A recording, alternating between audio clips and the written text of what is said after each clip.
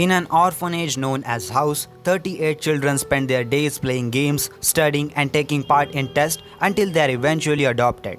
One night after 6-year-old Connie is taken out for adoption by the house's mother Isabella, two of the smartest children in house, Emma and Norman, go to catch up with Connie to deliver a stuffed toy that she forgot.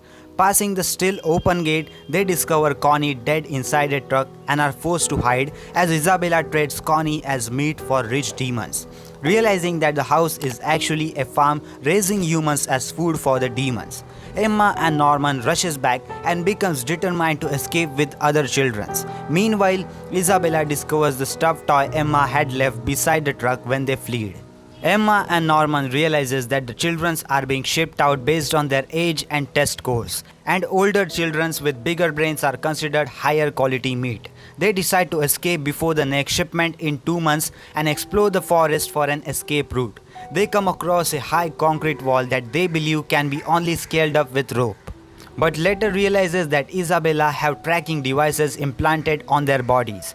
Another character called as Ray approaches them after they obtain tablecloth to use as rope, and they reveal their plans to escape with all other 37 children. After listening to their plan, Ray agrees to collaborate with them after being convinced by Norman. Later, Isabella introduces a new infant named as Carol and an adult helper named as Sister Crone, whom the three conspirators immediately perceive as another enemy. Emma, Norman and Ray reevaluate their situation as they realize that they have been fitted with tracking devices and the Isabella and Crone suspect them. However, there is tension between the adults and Crone wants Isabella's position. Emma examines the new infant Carol and discovers that the tracking devices are implanted in everyone's ear. The trio uses a game of tag to train everyone's readiness to escape, which is put to test when Crone decides to take part, catching everyone except Norman and Ray. Later that night, the trio begins to suspect one of the other children is a spy working for Isabella. The trio begins practicing tag with other children in teams, and Norman moves the date of their escape forward, giving them just 10 days to prepare.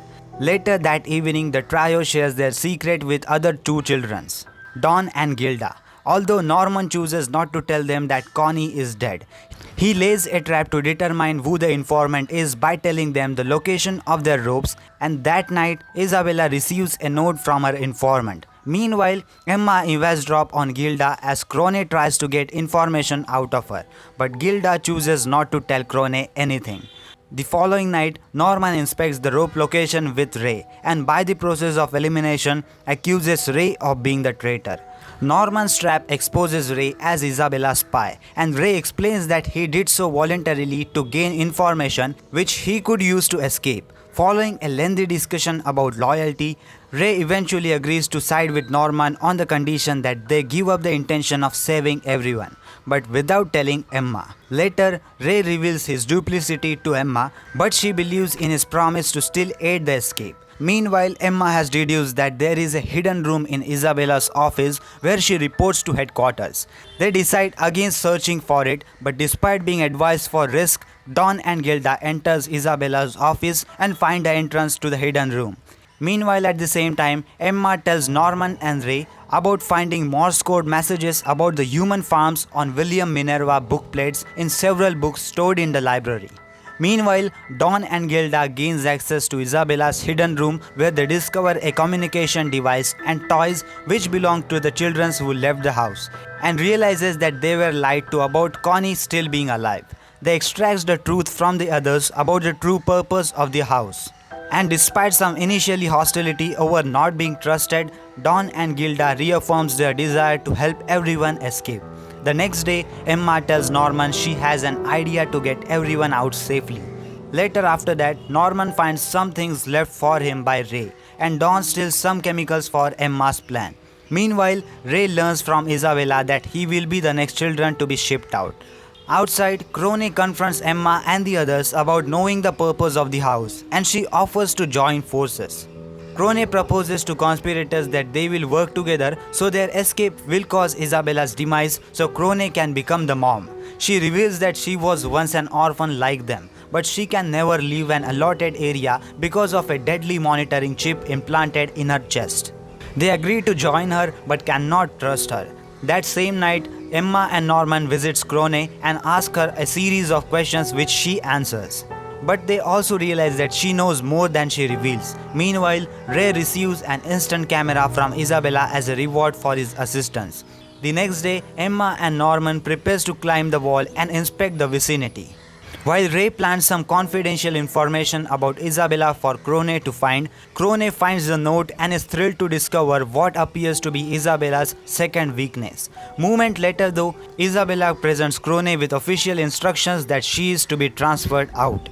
Crone has been appointed as mom for Plant 4 and has to leave immediately. After Crone leaves and goes inside the gate, they meets Grandma at the gate and tries to undermine Isabella without success.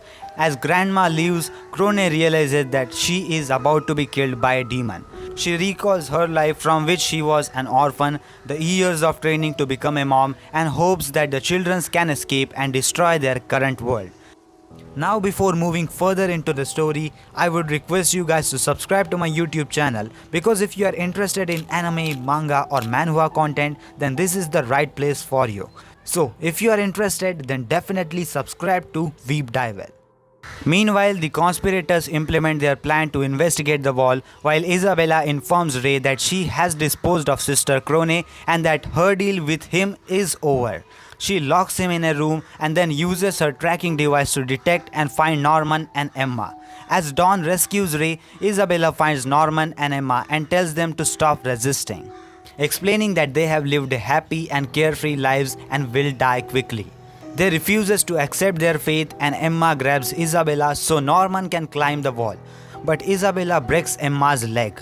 After that, Isabella then discloses that they are the best quality meat she has ever raised, fit for the one who is the king of demons, and the Norman will be shipped out the next day. The conspirators are determined not to let Norman die. Ray tells them to break the tracking device and pretend to escape so that he could hide and join the others in their planned escape. Norman refuses, saying it would only tighten security, which would make the escape for others more difficult, and Emma or Ray might be shipped in his place.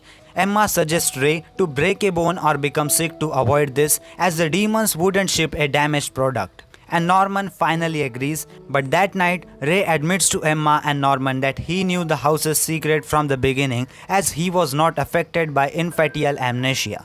He can recall memories from he was a baby, passing through the demon's headquarters and the gate before being brought to the house. The next day, Norman prepares for his false escape, but the first test to their escape plan is by scaling the wall to see the forest beyond. Surprisingly, he returns that evening and tells Ray and Emma the escape is impossible. Beyond the wall, there is a wide and deep channel cut into the ground, completely separating the wall from the forest.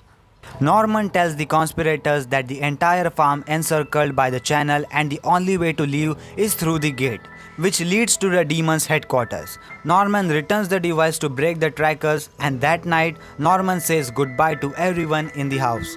Emma hugs the Norman in a last effort to get him to use the device to break the trackers and escape.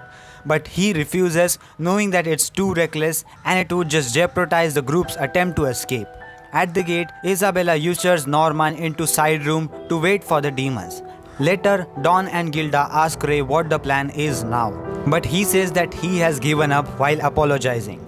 In the infirmary, Isabella offers to sponsor a crying Emma as a mom candidate, saying if she completes her training, she could return to the house as a mother or sister. But Emma refuses this offer. 2 months later, Ray and Emma withdraws into themselves. The night before Ray is to be shipped out, he sits alone in the dining hall, saying goodbye to the house. When Ray asks Emma if she really has given up, she smiles. And in the next episode, on the evening before Ray's departure, Emma reveals that she has never ever given up on the idea of escape. While Isabella closely watches her and Ray, Dawn and Gilda continue preparing for their escape. Ray proposes that they set the house on fire that night as a distraction. After Emma agrees, Ray reveals that he plans to set himself alight to distract Isabella and deny the demons their feast. As the clock chimes midnight, the now 12-year-old Ray starts the fire. As it spreads, the children evacuate and Emma severs her ear so that she cannot be tracked. Isabella tries to extinguish the fire and save Ray, who she thinks is engulfed in flames.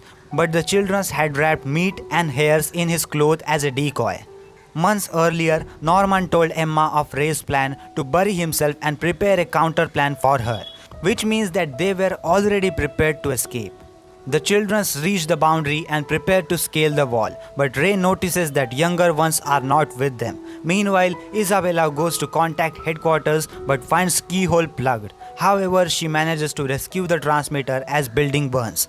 Outside, Isabella realizes that the children, including Ray, are alive.